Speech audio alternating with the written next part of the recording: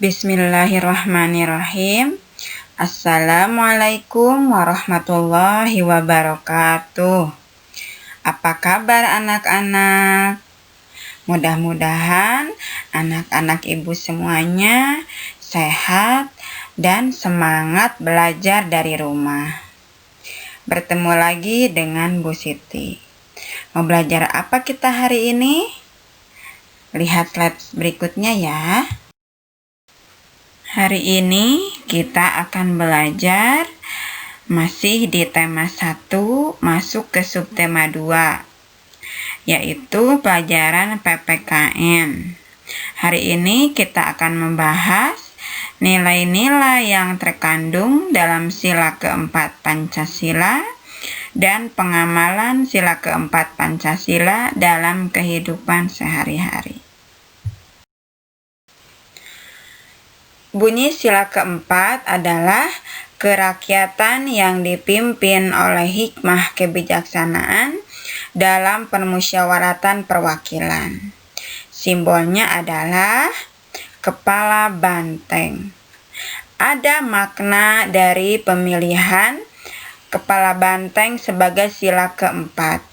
Ini pertama kali dicetuskan oleh Presiden Indonesia yang pertama, yaitu Insinyur Soekarno. Apa makna dari simbol ini? Nah, kita lihat. Ternyata banteng itu adalah lembu liar yang merupakan binatang sosial. Sama halnya dengan manusia yang suka bersosial, suka berkumpul dengan yang lain. Nah, makanya dipilihlah oleh Presiden Soekarno simbolnya kepala banteng. Nah, di mana ini mewakili kegiatan musyawarah, gotong royong, kekeluargaan, dan kegiatan-kegiatan lainnya yang biasa dilakukan bersama-sama. Sekarang kalian baca dan dengarkan Ibu membacakan bacaan berikut. Santi sangat sedih. Ayahnya baru saja bercerita bahwa penduduk setempat mengeluhkan keberadaan peternakan ayamnya. Mereka tidak tahan dengan bau yang berasal dari peternakan ayamnya. Santi bingung. Peternakan ayam Santi adalah peternakan keluarga. Usaha dari peternakan dapat menghidupi keluarga dan membiayai sekolahnya. Santi memiliki peternakan ayam petelur. Secara teratur, ia mengirimkan telur ayamnya ke pasar untuk disimpan di salah satu toko di sana. Santi tidak mau peternakan ayamnya digusur. Ia akan berusaha agar penduduk mau menerima keberadaan peternakannya. Apapun yang terjadi, Santi akan membela keluarganya agar peternakannya tetap beroperasi. Dari cerita tadi, timbul konflik antara keluarga Santi yang ingin tetap beroperasi peternakan ayam dan masalah yang dihadapi oleh penduduk yang terganggu dengan bau ayam. Kita lihat lebih jelas masalahnya. 1. Bagaimana agar usaha peternakan ayam Santi tetap beroperasi? 2. Apa langkah yang harus dilakukan penduduk agar tidak terganggu dengan bau ayam yang berasal dari peternakan ayam ayah Santi? Konflik yang dihadapi oleh keluarga Santi itu berhubungan dengan penduduk atau dengan orang lain. Ternyata jalan keluar atau solusi dari permasalahan yang menyangkut hajat hidup orang banyak adalah musyawarah. Musyawarah adalah keadaan berkumpul bersama untuk mendiskusikan masalah mencapai kata mufakat. Nah, mufakat itu adalah keputusan bersama. Apa tujuan kita bermusyawarah? Tujuannya adalah agar masalah dapat diselesaikan dengan baik. Jadi, solusi dari permasalahan tadi adalah musyawarah untuk mufakat. Musyawarah ini adalah nilai-nilai yang terkandung dalam sila keempat Pancasila. Masih banyak nilai-nilai lain dari sila keempat. Simak lagi penjelasan Ibu ya. Ini adalah beberapa nilai positif dari sila keempat Pancasila. Yang pertama, tidak memaksakan kehendak kepada orang lain.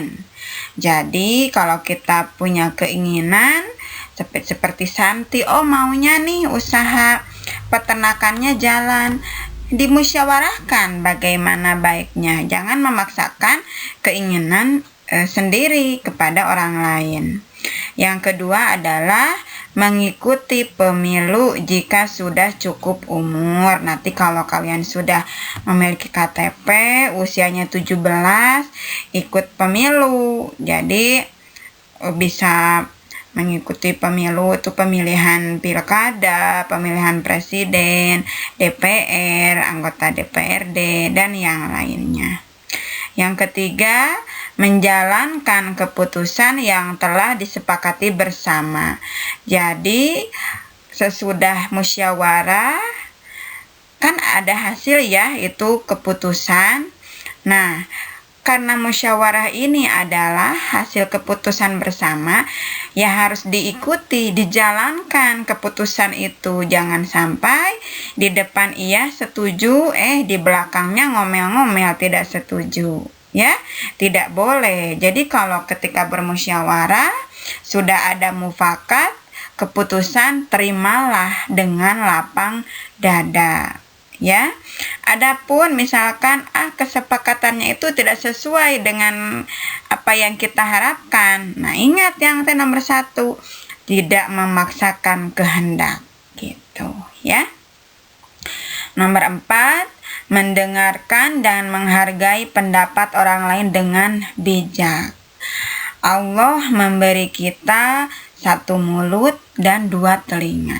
Kenapa mulutnya 1, telinganya ada 2? Ternyata ada maknanya. Jadi, mulut hanya 1, kita berbicaranya tidak terlalu banyak, tapi telinganya ada 2, lebih banyak mendengar. Nah, dalam musyawarah, kita harus mendengarkan dengan baik dan menghargai apa yang diucapkan oleh orang lain. Kalian misalkan sedang berbicara nih di kelas atau di forum, teman kalian malah ngobrol tidak mendengarkan, kan tidak enak. Nah, yang enak ada yang berbicara, ada yang mendengarkan. Ya, kalau semuanya berbicara, siapa yang mendengarkan? Semua orang pasti ingin didengar, tapi kita harus menyingkirkan ego kita untuk selalu ingin didengar dengan mendengarkan juga orang lain, ya. Yang kelima, mengutamakan kepentingan negara dan masyarakat. Nah, jadi yang tadi seperti cerita tadi, Santi ada niat keluarganya ingin tetap beroperasi peternakannya, tapi ada yang dirugikan, tetangga sebelahnya bau nih. Nah, bagaimana solusinya? Nah, kita harus mementingkan juga masyarakat sekitar kita maunya bagaimana, kita bagaimana, disatukan pendapatnya, jadilah sebuah mufakat. Yang keenam, mengutamakan musyawarah dalam mengambil keputusan untuk kepentingan bersama. Jadi, walaupun tadi Santi, aku akan berusaha agar usaha peternakan ayahku tetap beroperasi apapun caranya. Bagus, ingin membela ayahnya. Tapi ingat, kita adalah makhluk sosial yang tinggal di sekitar orang lain. Jadi, harus difikirkan juga apa yang dirasakan oleh orang lain. Yang ketujuh, melaksanakan musyawarah dengan akal sehat dan sesuai dengan hati nurani yang luhur.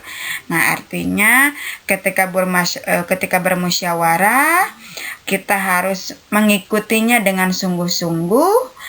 Jadi, kalau kita mengikutinya dengan sungguh-sungguh, apapun yang kita ucapkan, pendapat yang diutarakan itu betul-betul dari hati nurani kita yang bersih dan dengan pemikiran yang sehat. Ya, itulah nilai-nilai positif dari sila keempat Pancasila. Kalau tadi nilai-nilai yang terkandung dalam sila keempat Pancasila, nah sekarang kita belajar contoh pengamalan sila keempat dalam kehidupan sehari-hari. Nah, yang pertama adalah melakukan musyawarah untuk menentukan jadwal ronda. Jadi, kalau di masyarakat kan suka ada nih ronda. Nah, itu dimusyawarahkan, oh hari Senin, bagian Bapak siapa saja, itu dimusyawarahkan. Jangan sampai pengurus setempat mengatur semuanya sendiri, ego itu. Jadi harus semuanya sepakat. Ya. Yang kedua, mengikuti pemilu. Nah, nanti kalau kamu sudah besar, sudah 17 tahun ke atas, ikut pemilu, ya. Yang ketiga, mengikuti pemilihan ketua kelas dengan tertib. Jadi nanti kalau kita pas ada tatap muka di kelas kan suka ada ya pemilihan ketua kelas, pemilihan KM, itu dimusyawarahkan, dirapatkan siapa nih yang cocok jadi KM di kelas 6B. Nah, dirapatkan. Calonnya siapa, nanti dimusyawarahkan. Terus yang keempat, tidak memaksakan kehendak dalam suatu musyawarah yang diikuti. Jadi misalkan di kelas nih, kamu punya calon KM nih. Dengarkan nih, aku punya calon KM ini bagus, hebat. Lalu menjelekkan calon yang lain, tidak boleh. Ya, setiap orang punya pilihan dan penilaian masing-masing. Nanti diutarakan dalam musyawarah, oh aku memilih KM-nya si A karena begini. Yang lain punya pendapat lain, ditampung dalam musyawarah. Nanti dirapatkan sampai mendapatkan suatu keputusan. Nah, yang kelima, ini di keluarga. Di keluarga juga ada itu musyawarah. Ya.